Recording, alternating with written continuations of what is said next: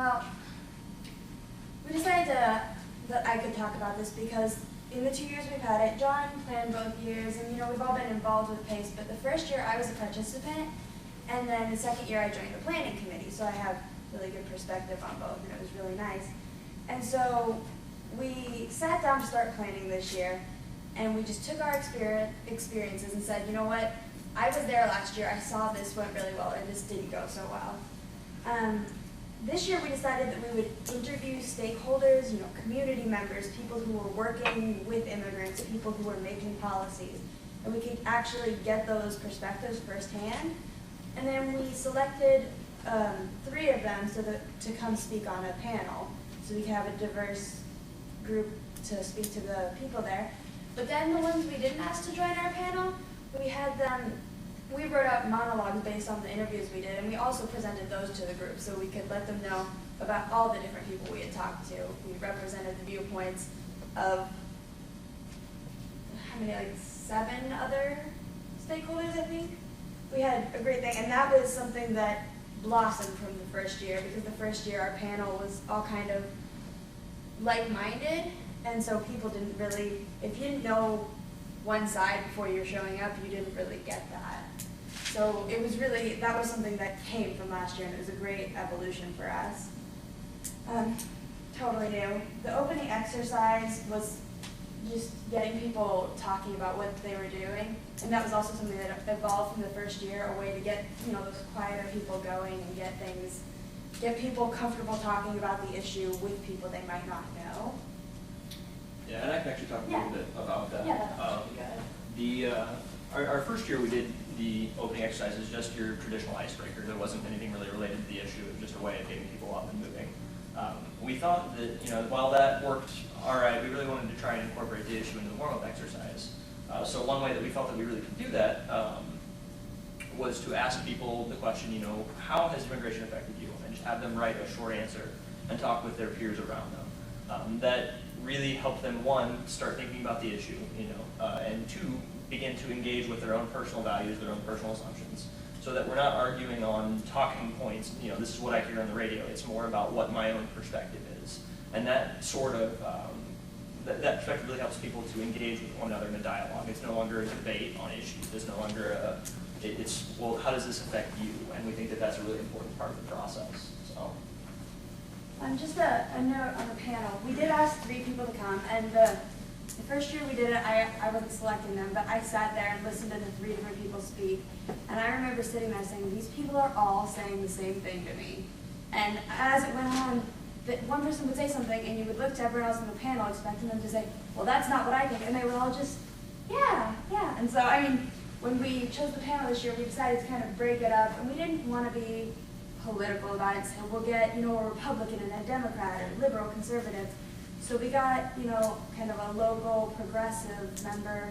We got a conservative man to come, and he represented kind of the American jobs issues. And then we had a woman from our university to present a more statistical academic standpoint. And the 3 little areas of our spectrum, it was really, really diverse and helpful actually to the students. The students really liked it. And so did I. And I actually got ahead of myself and talked about the warm-up exercise already, so we can go ahead and go on to the next slide. I apparently have been getting ahead of myself a lot in the presentation already. I'll let you into that. One of the things that we really tried to also incorporate in this throughout is student reflection into the actual forum process itself. And one thing that we really got very positive feedback was on our broad range of perspectives shown. People felt that the panel was really representative of the American public at large.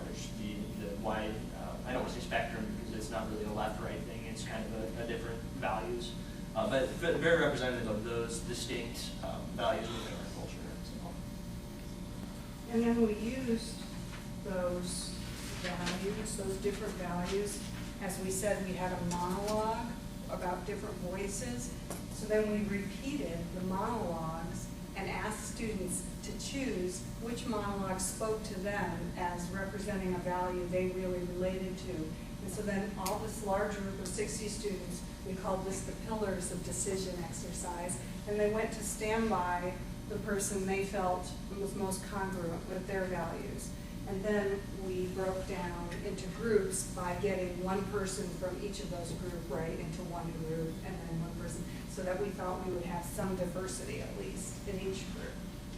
And I think Luke and Rennie, you can talk a little bit, you both did interviews that led to it, maybe talk about who those people were, just to give an idea of who would be giving them monologues. So.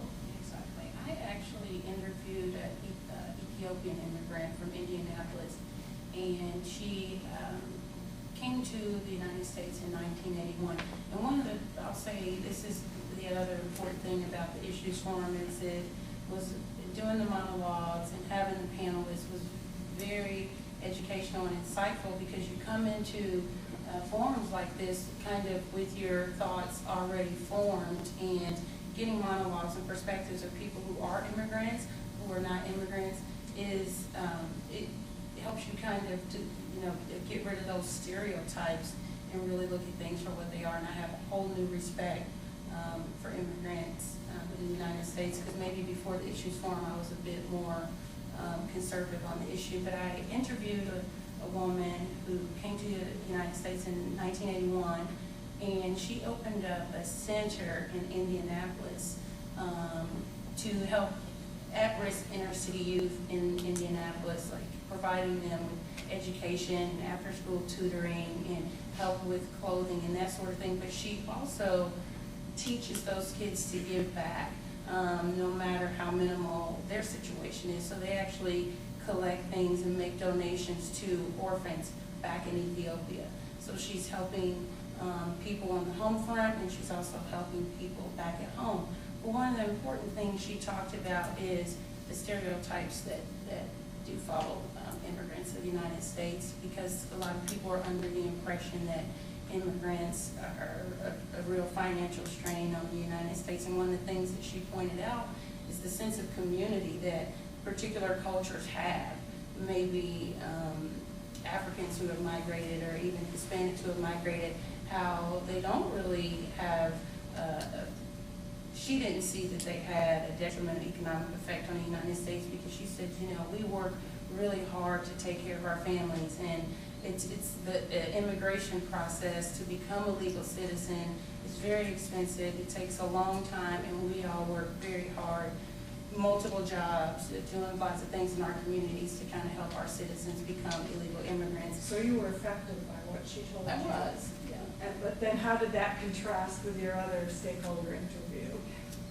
Oh, well, yeah, and then I interviewed a conservative economist, and he obviously had an opposite point of view, because he had a business and he felt like labor was a big issue for him, and the loss of jobs to the American people. But I couldn't really, unfortunately, get into a conversation with him, because again, this is just what I think about it. My ideals are already formed, and I think I took a little bit better to the woman that I interviewed, because we did actually have a conversation and share ideals, and actually spoke on the phone multiple times. So I felt I learned more there. Well, I guess I wanted you to explain that, just because for the preparation of the forum, it wasn't just reading or a quick touch-in with stakeholders.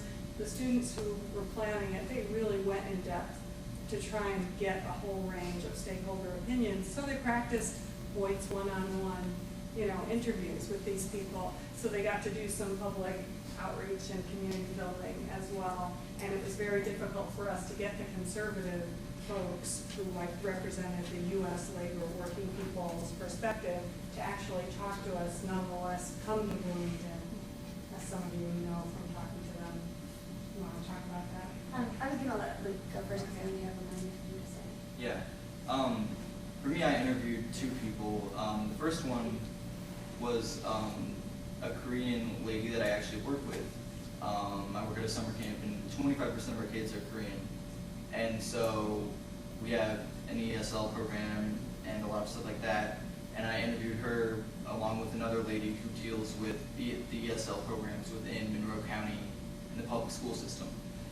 And listening to this more, the Korean perspective was very different than anyone else, because most of the time people coming from countries in Asia are coming for education, and then they're going back home to work in their own developing countries. So it's a very co-beneficial thing, and that was a very different perspective from the other person I interviewed, who was actually on the panel.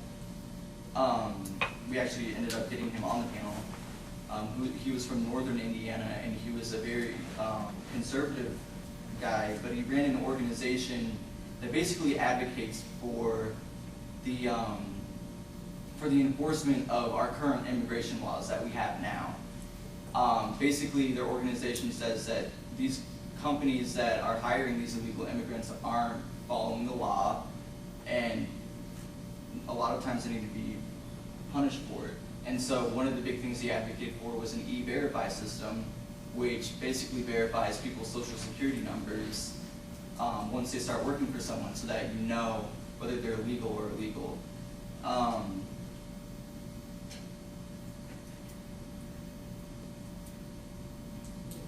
So yeah, he was. Yeah, he was a voice that we really needed to represent, and we were really glad he came. I interviewed a man very similar when we talked about it in planning. I mean, the man I interviewed was from northern Indiana, and he started a group to represent reform and enforcement of immigration policy. They were just very similar, and they actually knew each other. They talked about each other.